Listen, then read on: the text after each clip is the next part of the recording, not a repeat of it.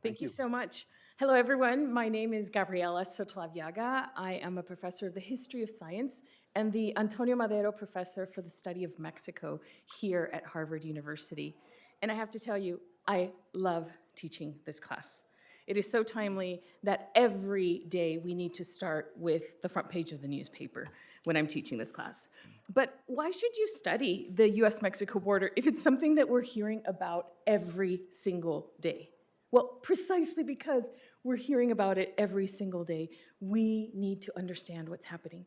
And so few of us really understand not just how the border was formed, but how the border has been politicized for more than 150 years. What the rhetoric that we're hearing today in the 21st century is actually the same, almost verbatim rhetoric that we have been hearing since the 1840s. That might be shocking to some of you, but if we delve into the history of this space, not only are you going to understand the history of this crucial moment that we're living right now, but you will also, as Ulysses S. Grant argued, will understand ourselves, American society, by understanding the US-Mexico border. So I want to start, when we talk about why this is an urgent problem, I want to start with a fact. In the late 1990s, early 2000s, it seemed like we were a more united world, that there was less need for borders. And what was making that seem possible was technology.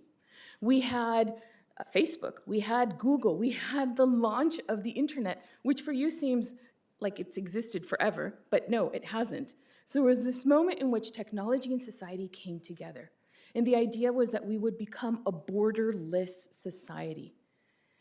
Very different society than the one we're living in right now, in which arguably there are more border wars, there are more border walls, more border fences going up than there were in the high-spirited belief of the 1990s when the Berlin Wall had just crashed and we thought that that was the future of society.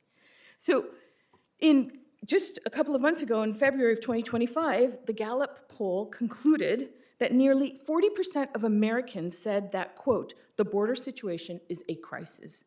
And an additional 33% said, quote, it is a major problem.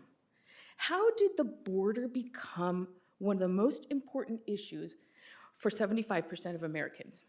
As you will learn in this class, that 75% is a low number. Indeed, the border has always been a concern for US government, but it comes in cycles, not surprisingly, during presidential campaigns.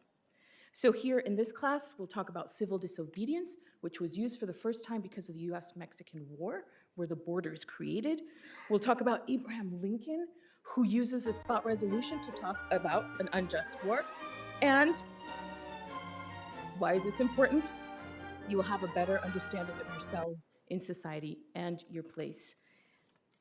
So you will think critically about news that you are reading while taking the class and be able to see that the real-world impact of understanding the historical creation of the border. And with that, thank you.